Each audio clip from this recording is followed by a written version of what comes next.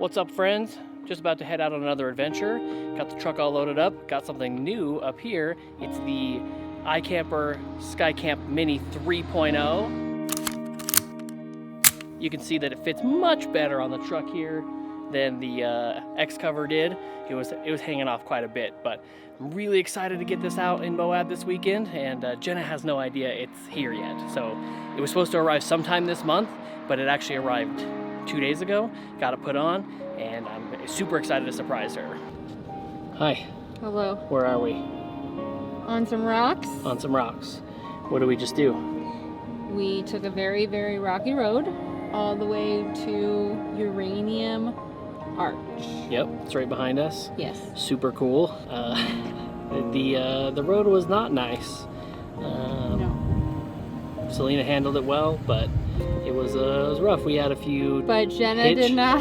Jenna did not. Jenna did not like the trailer hitch or the receiver hitting. I don't like the scraping of the bottom of the car or hitch or whatever. Minor hitch receiver scrapes. One in the front. Got a little new dent on the skid plate. But that's Moab for you. So, anyways, now we have to do the whole thing in reverse again.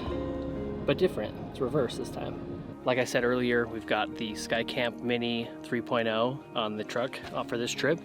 We're gonna pop it open, kind of talk about a few of the differences that I noticed from the X-Cover. One thing to note about the X-Cover I had is that it wasn't a production release, it was an early prototype. So there were a few things that were different with it that were not into production, but anyways, the Skycamp Mini fits the truck so much better. So the main reason I went for the Mini on this one was the sizing, and as you can see, it's literally the perfect size for my shell. The X-Cover hung off probably about to here, maybe a little further. I couldn't open this all the way, so yeah, it was quite a bit over the shell. I did have it up further the first couple times I installed it, but I didn't like it rattling on the cab rack, and then also I have the max tracks and stuff up there now, so I didn't have room. But the Mini is the perfect size. I do miss the king size bed, and there's a lot more room inside the X-Cover. So with the X-Cover 1.0, it actually had a zipper instead of a latch to open it, because it just like had two pieces zipped all the way around, so you had to walk the zipper all the way around the truck. It still only took like 5 minutes to set up, but with all the stuff on the truck, it was a little more cumbersome to do. With the Mini 3.0, it's just you turn the key and these latches pop open, which is super awesome. I believe the new X-Cover has a BOA system, which is super cool. But this is just the two latches, pop them open, and then the gas struts just pop it right open. Something else new, they have their branding kind of on everything now, which is great. Like, I love that they've got custom branding, and their new, the new silver branding on this thing looks great. So with the new Skycamp Mini, there's now the option for the rough black paint, which is kind of like bed liner coating instead of just like the glossy black paint that they normally have. So I opted for that. It seems pretty rugged, like it'll last through the weather, the elements a little better. So with my X-Cover, I had the 2.0 mounts, but I think this is the 3.0, and it's actually better for being able to mount on a variety of different bars.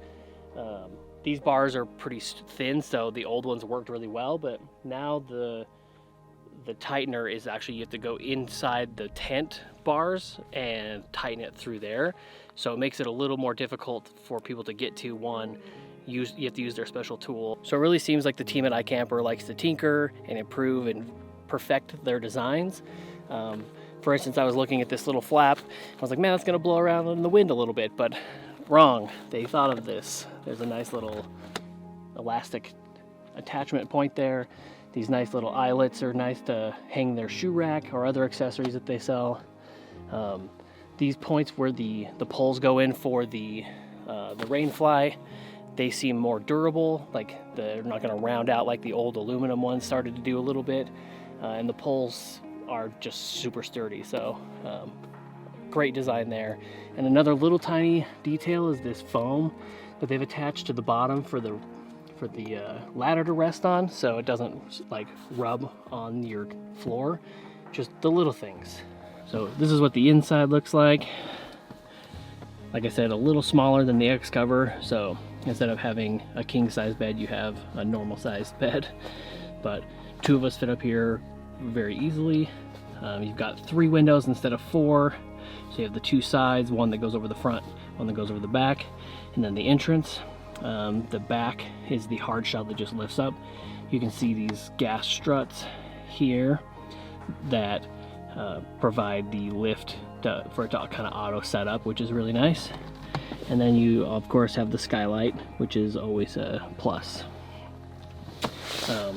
The foam in this mattress is pretty comfortable. It's just like the egg foam, but this one here folds back, so you can fold up the foot piece where the ladder attaches, and then they all zip off.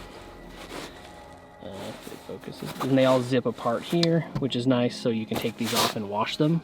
So one other quick thought that we had from last night was when we buttoned it all up, you close all the privacy windows and the top, it's pitch black in there, which is pretty fantastic. So if you really just wanted to black it out and take a little nap, you're gonna be pure darkness. So the reason why I didn't record anything yesterday when I got here was because, why, Jenna? Because it was windy. So yes, one thing I did notice, which I think the X-Cover might not have fared as well in the wind as this did, is we parked the truck with the hard shell into the wind, so the wind really was broken by this hard shell, which adds a lot of rigidity to the tent, which I think helped us. And it said 8, but it was like sustained 10 or 15 mile an hour wind, so it was not super fun.